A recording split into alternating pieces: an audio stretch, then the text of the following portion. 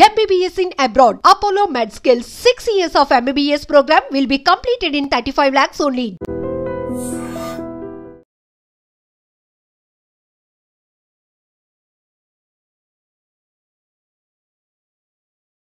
Welcome to idiom channel. This is Pavan. గత 15 రోజుల నుంచి అయితే ఇరాన్ ఇజ్రాయెల్ యుద్ధం అయితే కొనసాగుతూనే ఉంది. వాతావరణం అయితే ఉద్రిక్తకరంగా మారిపోతుంది.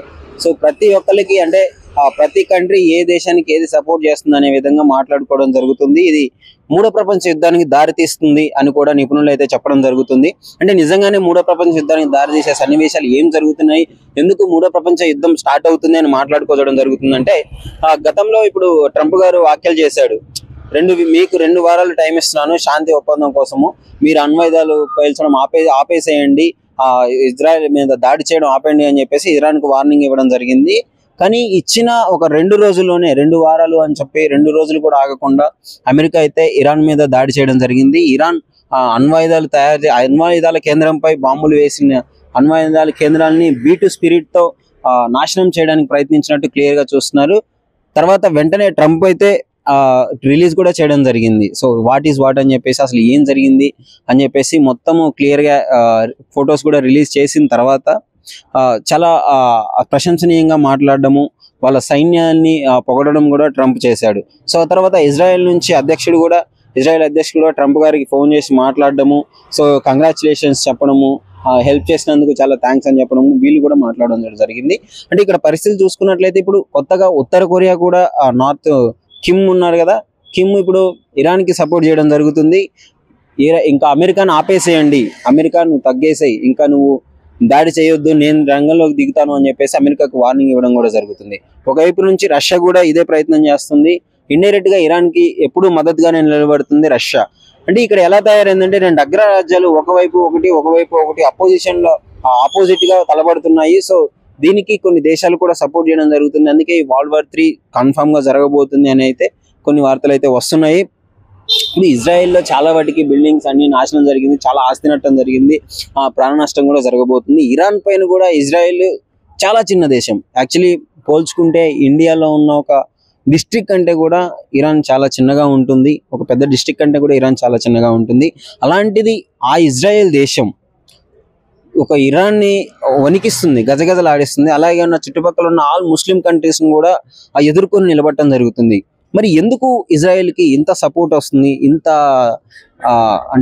బలం యాడ్ నుంచి వచ్చింది అంటే, ఇజ్రాయెల్ యాక్చువల్లీ సంపన్న కంట్రీలో టాప్ 20లో ఉంటుంది. చాలా రిచెస్ట్ కంట్రీ ఇజ్రాయెల్. అది కాకుండా చాలా రిచెస్ట్ మ్యాన్లు కూడా ఇజ్రాయెల్ కంట్రీలో ఉన్నాడు. ఇంకోటి టెక్నాలజీ పరంగా ఇజ్రాయెల్ చాలా ముందు ఉంటుంది. సో ఈ టెక్నాలజీని చాలా యూజ్ చేసుకుంటుంది.